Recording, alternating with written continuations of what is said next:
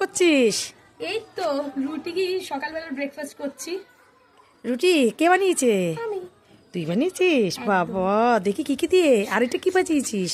এইটা রুটি করেছি, হ্যাঁ। তার সাথে এটা লাউয়ের খোসা আলু বেগুন দিয়ে ভেজেছি, হ্যাঁ। আর তার সাথে একটা মিষ্টি আছে। বাবা, আমি আজ এই বাজারে গেলাম, তুই রান্না বাড়া করা হয়ে গেল? বাহ, তাহলে আজকে আমি খেতে পারবো আমার মেয়ের রান্নাটা। একদম। হ্যাঁ। তা তোমার আগে আমি নিয়ে নিয়েছি।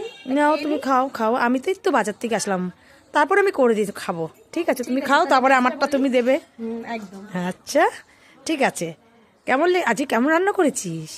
বাবা, আজকে আমার মেয়ে ভালো রান্না আমি তো করেছে। আমার রান্না ভালো বলবোই। হ্যাঁ। তো তুমি খেয়ে সেটা ভালো হয়েছে না ঠিক হয়েছে সেটা অবশ্যই জানাবে। হ্যাঁ। তো ঠিক আছে বন্ধুরা, দেখতেই পাচ্ছেন আজকে আমি যেরকম পেরেছি সেরকমই বানিয়েছি। রুটি করেছি, গরম গরম রুটি, তার সাথে এই যে লাউয়ের খোসা আলু বেগুন দিয়ে ভেজেছি, আর একটা মিষ্টি আছে যেটা আমার খুব পছন্দের।